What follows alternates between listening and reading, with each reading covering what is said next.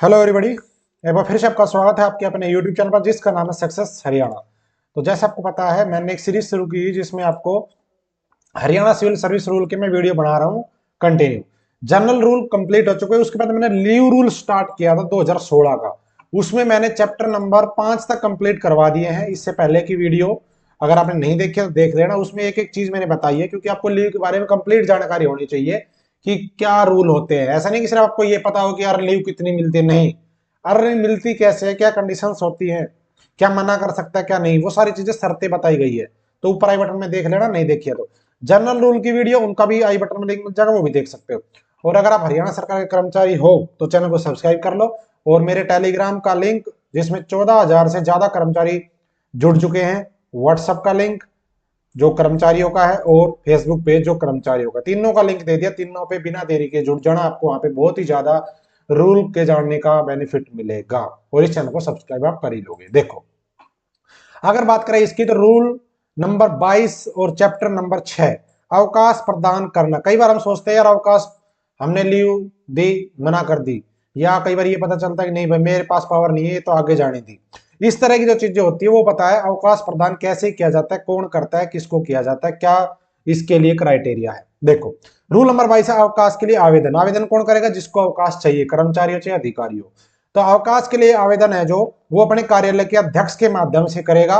कार्यालय का अध्यक्ष, विभाग अध्यक्ष अलग चीज है, कार्यालय अध्यक्ष जहां पे आप ड्यूटी कर रहे हो उस कार्यालय का जो हेड है उसके माध्यम से होगा। ऐसा भी हो सकता है कि वो कार्यालय अध्यक्ष आपकी छुट्टी को अप्रूव करने के लिए अधिकृत ना हो, और वो आपसे ऊपर, उनसे भी ऊपर वाला अधिकारी आपकी छुट्टी के लिए जो है ना अधिकृत हो, तो लेकिन जाएगा अवकाश आपके कार्यालय के अध्यक्ष के माध्यम से ही। लिखा है माध्यम से। ऐसे अवकाश को प्रदान करने के लिए सक्षम प्राधिकारी, कॉम्पिटेंट अथॉरिटी, वो कार्यालय का अध्यक्ष भी हो सकता है और वो उससे बड़ी पोस्ट का कोई और भी अधिकारी हो सकता है, को अनुबंध एक पर विहित रूप से नियम संलग्न किया जाएगा। जो विदेश सेवा में उचित माध्यम से, विदेश सेवा का आपका कोई मतलब नहीं बनता, तो लेकिन मेन बात क्या है, अवकाश का जो आवेदन है वो कार्यालय का अध्यक्ष के माध्यम से ही किया जाएगा, डायरेक्ट आप नहीं कर सकते। रूल नंबर 23, अवकाश किसे दिया जा सकता है। अवकाश देने के लिए मतलब कुछ चीजें बताई गई है भाई कि कौन है जिसको अवकाश दिया जा सकता है। कई बार आपने देखोगे मना कर देते हैं, उसके कारण होते हैं। देखो, यदि जहां बहुत से सरकारी कर्मचारी उसी स्थापना में अवकाश, चिकित्सा प्रमाण पत्र अवकाश से भिन्न, यानी कि एक चिकित्सा प्रमाण पत्र को छोड़कर जो अवकाश बचे, ठीक है, उनके लिए आवेदन करते हैं बहुत सारे कर्मचारी, एक साथ कर देते हैं मान लो, और सरकारी सेवा के हित में से सभी ऐसे कर्मचारियों का अवकाश स्वीकृत नहीं किया जा सकता। यानी कि मान लो ऑफिस में 5 क्लर्क हैं, 4 ने छुट्टी मांग ली, और ऐसा लग रहा है कि भाई नहीं, चारों को छुट्टी दे दी तो ऑफिस का काम नहीं चलेगा, लोग हित में नहीं है, तो क्या कंडीशन है कि किसको अवकाश प्रदान किया जाए पांचों में से, वो देखा जाएगा। वो निर्णय कौन लेगा कि भाई 5 में से मान लो 2 को छुट्टी देनी है केवल, और अप्लाई कर दिया 4 ने, तो वो 2 कौन होंगे?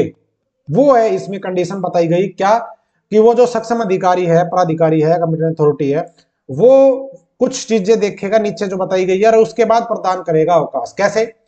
पहला देखेगा कि सरकारी कर्मचारी जिसके बिना आसानी से काम चलाया जा सकता है, यानी कि जिस दिन की छुट्टी मांग रहा है वो, उस दिन कौन सा सरकारी कर्मचारी है जिसको छुट्टी दे दे तो ऑफिस का काम आसानी से चल जाए, जिसके बिना काम चल जाए। पहली कंडीशन तो ये देखेगा।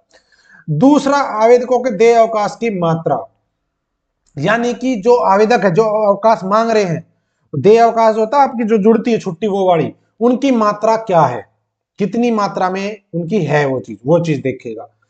तीसरा है आवेदक द्वारा अवकाश से उसकी अंतिम वापसी के बाद की गई सेवा की मात्रा तथा स्वरूप, यानी कि जो बंदे लीव ले रहे हैं, जो बंदे लीव मांग रहे हैं, अवकाश मांग रहे हैं, उनका अंतिम बार जो लीव ली गई थी, मान लो किसी ने, एक ने तो ली 20 दिन पहले लीव, एक ने ली थी 2 महीने पहले, और एक ने ली थी 3 महीने पहले, और एक ने ली 10 दिन पहले, तो ये देखेगा कि अंतिम वापसी जो की है, यानी कि जो छुट्टी के बाद जो उसका वापस ज्वाइनिंग हुई, वापस सेवा पे आया, उस सेवा की मात्रा कितनी है, कि आपने लास्ट छुट्टी के बाद 1 महीने ड्यूटी करी है, 2 महीने करी है, 10 दिन करी है, तो वो जिसकी सबसे ज्यादा गैप मिलेगा, मान लो एक बंदा तो 3 महीने से छुट्टी नहीं ली, एक ने 10 दिन पहले ली थी, तो 3 महीने वाले को छुट्टी दी जाएगी।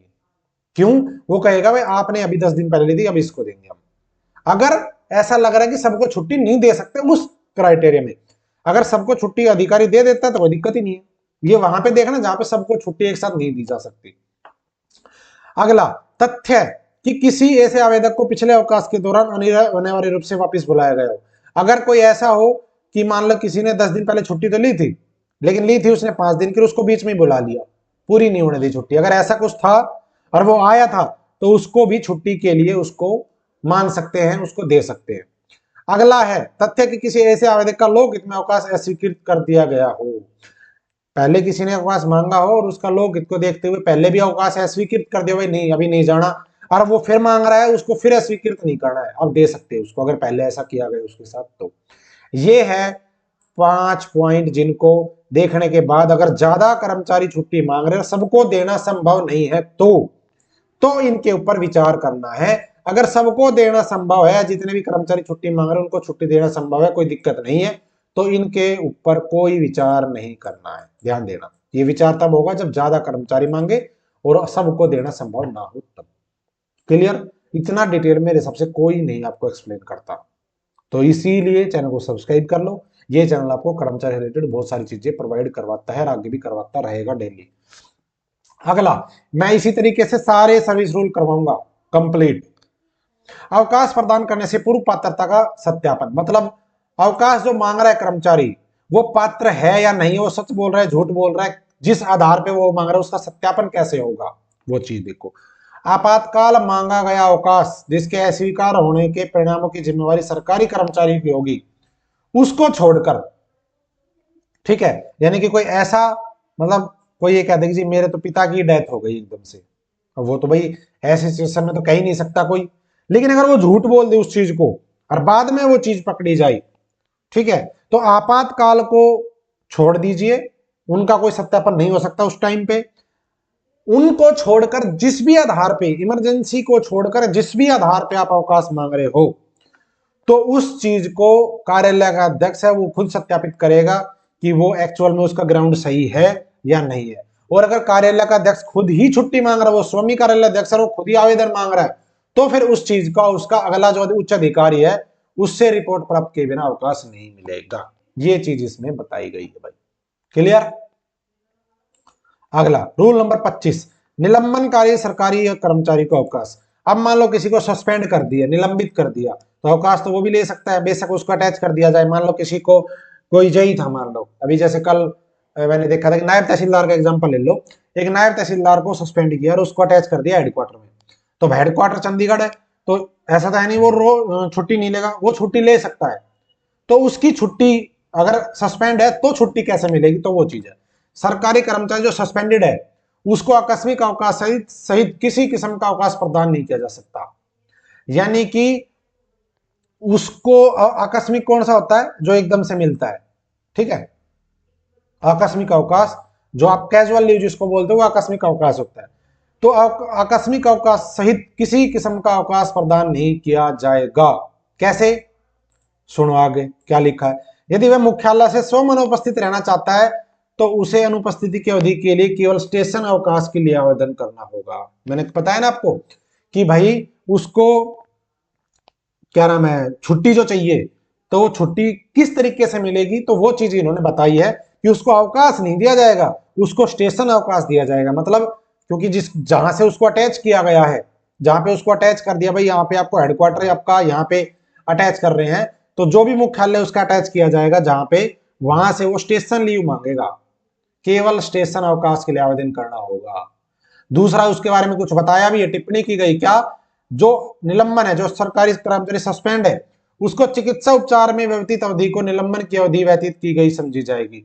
अगर वो बीमारी है, कुछ वो है, उपचार करवाने जा रहा है, तो उस चीज को उसकी जो मान लो 6 महीने के लिए अगर सस्पेंड किया गया है और 20 दिन वो चिकित्सा उपचार में बता देता है, तो उन 20 दिन को 6 महीने में काउंट किया जाएगा। इन नियमों के अधीन या अनुदेय गुजारा भत्ता उस अवधि के लिए भी दिया जाएगा जो उसको गुजारा भत्ता मिल रहा है उस टाइम पे, वो चिकित्सा उपचार में भी दिया जाएगा। बहाली पर यह निर्दिष्ट किया जाएगा इन नियमों के बंदों में संदर्भ में ड्यूटी या नॉन ड्यूटी में समझा जाना है या नहीं। जब तक संबंधित कर्मचारी नहीं चाहता कि इसे देय या अनुदेय अवकाश की किस्म में परिवर्तित किया जाए। समझे कुछ? मैं बताता हूं। जो उसने बीच में ये उस टाइम पे तो जब तक निलंबित था, जब तक तो उसको चिकित्सा उपचार मान लो दे दिया, ठीक है, लेकिन उस टाइम पे उसको गुजारा भत्ता भी दे दिया जाएगा। लेकिन जब वो बहाल होगा उस टाइम पे फिर डिसाइड किया जाएगा, अधिकारी के ऊपर निर्भर है कि वो उस टाइम को ड्यूटी टाइम समझे या नॉन ड्यूटी टाइम समझे। अगर उसको ड्यूटी टाइम समझते हैं तो अच्छी बात है, अगर नहीं समझते कि भाई आपकी नॉन ड्यूटी मानी जाएगी, तो फिर इस चीज को वो दे या अनुदे यानी कि ईएल वगैरह में या एक्स्ट्रा ऑर्डिनरी लीव वगैरह में कन्वर्ट करवा सकता है कर्मचारी कि जी इसको मेरी को ईएल में से काट लो। लेकिन जब तक कर्मचारी नहीं चाहेगा जब तक नहीं कटेगा। कर्मचारी को खुद कहना पड़ेगा कि मेरी जो ये नॉन ड्यूटी अगर समझते हैं वो 20 दिन के बीच में, तो उसको आप ईएल में कटवा सकते हो, तो वो आपका सर्विस ब्रेक नहीं माना जाएगा। समझ गए? मेरे हिसाब से क्लियर हो गया। टिप्पणी नंबर 2, यदि सस्पेंड का जो पीरियड है उसके बीच में सरकारी कर्मचारी की सहमति से अवकाश की दे किस्म के रूप में समझा गया है, यानी कि कर्मचारी ने कहा कि मुझे जो ये नॉन ड्यूटी टाइम था मान लो, उसको उसने अपने देय अवकाश में कन्वर्ट करवा दिया और उसको समझ लिया गया, तो असाधारण अवकाश सहित उसके खाते में जमा अवकाश की किसी किस्म किसी सीमा तक की स्वीकृति के लिए उच्चतर प्राधिकार के अनुमोदन की आवश्यकता नहीं होगी। मतलब उसका जो कार्यालय का अध्यक्ष है वही उस चीज के लिए कंपिटेंट है, एक तरीके से सक्षम है कि उसको कन्वर्ट करे, कितना भी टाइम के लिए कन्वर्ट करे, चाहे वो 2 महीने का टाइम हो बीच में, चाहे 6 का हो, कितना भी हो, ऊपर हायर अथॉरिटी की परमिशन की जरूरत नहीं है उसमें। असाधारण अवकाश की अवधि के लिए किसी प्रकार के हैरक सेवा के रूप में नहीं सुना जाएगा।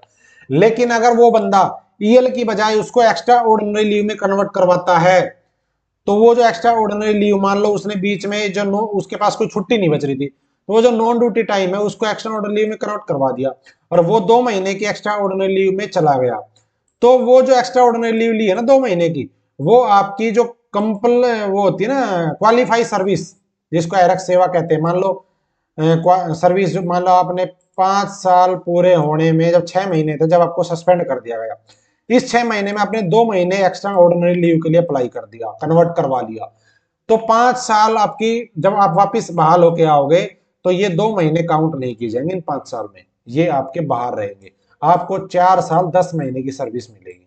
समझ गए? ये चीज इसमें बताई गई है। ये चीज बड़ी ध्यानपूर्वक होती है। हम सोचते हैं हाँ बस चाइल्ड केयर लीव मिलती है, हाँ ले लो बस, अरे नहीं भाई, रूल क्या है उस चीज का वो देखो, एक्स्ट्रा लीव मिलती ले लो, रूल क्या है, तो बहुत सी चीजें हैं हम पढ़ते ही नहीं है, इसलिए मैं आपको ये चीज करवा रहा हूँ, आप ध्यान देना इस चीज पे।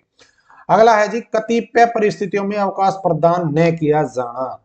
तो देखो कौन सी परिस्थिति होती है वो देखो, सरकारी कर्मचारी जिससे कंपिटेंट अथॉरिटी ने सरकारी सेवा से या तो आपका हटाने का या सस्पेंड का या बर्खास्त वगैरह करने का या कंपलसरी रिटायरमेंट वीआरएस अलग चीज होती है, वो होती है, एक होती है कंपलसरी रिटायरमेंट अनिवार्य जो सरकारी कर्मचारी की, मैंने एक रिटायरमेंट वाला रूल था जनरल रूल में, रूल नंबर 155-56 के आसपास है वो, तो वो मैंने बताया था रिटायरमेंट का, कंपलसरी रिटायरमेंट कब देती है सरकार, अब कितनी एज में देती है, अगर उसको ये करने का निर्णय लिया गया है उसको अवकाश प्रदान नहीं किया जाएगा अगर ऐसा केस है तो।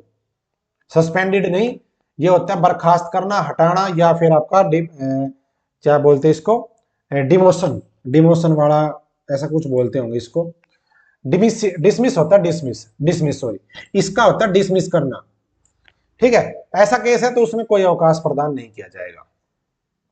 अगला है जी, सरकारी अवकाश के लेखे का अनुरक्षण, मतलब कि जो अवकाश है आपके वो सर्विस बुक में होते हैं सारी चीजें, तो वो कौन से प्रारूप में, सर्विस बुक वाला जब रूल आया था जनरल रूल में, जब भी मैंने बताया था किस प्रारूप में क्या चीज होती है, कौन से भाग में क्या होता है, तो इसमें बताया गया सेवा पंजी का मतलब सर्विस रूल होते हैं, सर्विस बुक होती है।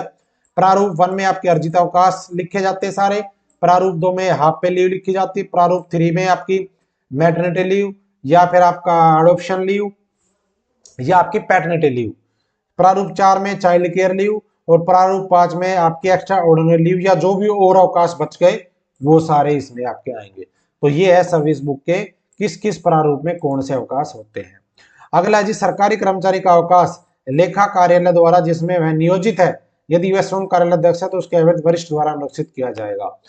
तो मतलब मेन बात यह है कि जो कर्मचारी जहां पे काम कर रहा है तो उसके कार्यालय के अध्यक्ष द्वारा उसके सभी अवकाश लेखों का एक तरीके से रख रखाव किया जाएगा सर्विस बुक में, और अगर जो कार्यालय का अध्यक्ष है उसकी खुद की भी सर्विस बुक होगी तो फिर जो उससे अब अथॉरिटी होती है, उच्च अथॉरिटी होती है, वरिष्ठ जो होता है, फिर उसके द्वारा किया जाता है उसका। ठीक है जी। प्रारूप के नमूने अगर देखने तो वो सिविल सर्विस सामान्य रूल 2016 मैंने आपको करवाए थे उसमें मिल जाएंगे, और वो पीडीएफ भी मैं डाल दूंगा टेलीग्राम पे। टेलीग्राम का लिंक है डिस्क्रिप्शन में, आप देख सकते हो। ठीक है जी। तो ये था भाई rule number, chapter number 6 complete हो चुका है। इसके बाद आएगा किस छुट्टी के साथ किसका कॉम्बिनेशन हम कर सकते हैं, वो सारी चीजें बताऊंगा मैं आपको अगले वीडियो में। तो चैप्टर नंबर 6 कंप्लीट करवा दिया है, रोल नंबर 21 से लेकर 27 तक का। इससे पहले की वीडियो नहीं देखे तो आई बटन में मिल जाएगी, और जब ये वीडियो खत्म होगी लास्ट के 20 सेकंड में आपको यहाँ भी दिख जाएगी उसकी प्लेलिस्ट। ठीक है जी। और मेरे टेलीग्राम व्हाट्सएप और फेसबुक पेज का कर्मचारियों का, केवल कर्मचारी जिसपे कर्मचारियों की बातें होती हैं, जो सर्विस रूल होते हैं, उनका लिंक डिस्क्रिप्शन में दे दिया, जुड़ जाना। और इस चैनल को सब्सक्राइब जरूर कर लेना, और आपसे अनुरोध है शेयर कर दो। तो आपका बहुत बहुत धन्यवाद, थैंक यू।